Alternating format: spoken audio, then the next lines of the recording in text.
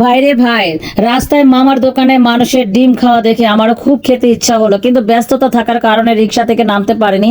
তাই আমি আজ চিন্তা করলাম এই ডিম রেসিপিটা আমি বাসাতেই করব, বানিয়ে খাবো, এবং সেটার রেসিপিটাই আজ আমি তোমাদের সাথে শেয়ার করব। Flashback. আর এই রেসিপিটা আমি ফেসবুকে যে অনেকেই যে করে খাইতে দেখছি। তাই আমি আজ কোনো কিছু চিন্তা না করে, সোজা কথা, কোনো কিছু চিন্তা না করে এক কথায় আমি এই উদ্ভট রেসিপিটা নিজে বানানোর চিন্তা করলাম। তো ফ্রিজ খুলে আমি অনেকগুলো ডিম পেলাম, ডিমগুলো নিয়ে নিলাম, সাথে আমার আবার কিছু কোয়েল পাখির ডিম আছে, এই ডিমগুলো আমি নিয়ে নিলাম। তো সবগুলোকে আমি একসাথে নিয়ে তারপরে যে চুলায় বসিয়ে দেব। তো তোমরা দেখতেই পাচ্ছ আমি সবগুলো ডিমকে পানি দিয়ে বসিয়ে দিয়েছি। এর মাঝে যে আমার আম্মু আমাকে পেঁপে দিয়েছে, পেঁপেটা খেতে খুবই মিষ্টি, খুবই মজা। আম্মু অসুস্থ, তাই আম্মুকে পেঁপে দিয়েছে, আমার খালামণি কিনে আনছিল, তো সেটা যে আমাকে একটু দিল, তাই আমিও খাচ্ছি।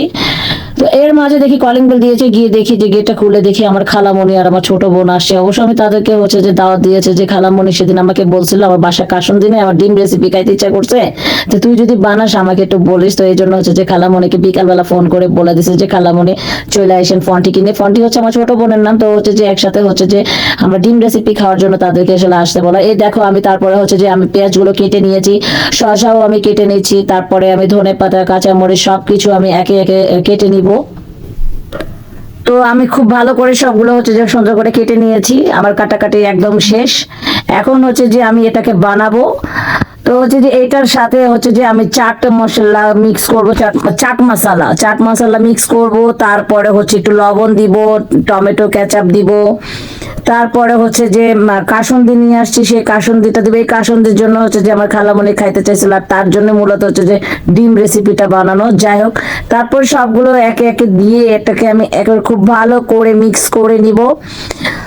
ভালো করে মিক্স করতে হবে। ভালো করে মিক্স করা শেষ হয়ে গেলে যে তোমাকে তারপর এটাকে ডিমের মধ্যে দিতে হবে। কিন্তু এর আগে আমি একটু চেখে দেখলাম যে কেমন লাগে খাইতে। খেয়ে দেখি ও মাই গড, সেই মজা, সেই মজা। আমার তো ইচ্ছা করতেছে আমি সবকিছু এমনিতেই খেয়ে ফেলে, শুধু শুধু খেয়ে ফেলে। যাই হোক, তারপরে আমি ডিমটাকে কেটে নিয়ে তারপরে ওইটার মধ্যে যে মিক্স করা শসা, টমেটো, কাঁচামরিচ, যা যা ধনে পাতা সবকিছু এটার মধ্যে আমি দিয়ে দিচ্ছি। তারপরে আমার খালামণিকে ফার্স্ট আমি ট্রাই করতে দিলাম যে খেয়ে নাও, দেখো তো কেমন হয়েছে। তারপর যাই হোক, খালামণি খেলে, এদিকে আমার আম্মু আব্বুকেও দিয়েছি, তাদেরকে দেখাইতে মনে, আমি একটু কাজে ব্যস্ত, তাই আমি তাদেরকে দেখাতে পারছি না।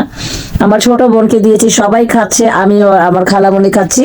এবং খালামণি খেয়ে খুবই প্রশংসা করলো যে এটা খুব মজা লাগতেছে। কিন্তু বিশ্বাস করো রে ভাই, আমি যেরকম অবস্থা, যেরকম রিভিউ সব জায়গায় দেখতেছি যে এটা কি না কি, বিশ্বাস করো আমার কাছে লেগেছে, মোটামুটি লেগেছে, খুব যে একটা এক্সট্রিম লেভেলের খুব মজা লাগছে, মানে সেই রকম যে বলার বাইরে। আসলে আমার সেরকম লাগে না। যাই হোক, সবাই যে আমরা ডিম রেসিপিটা খেলাম।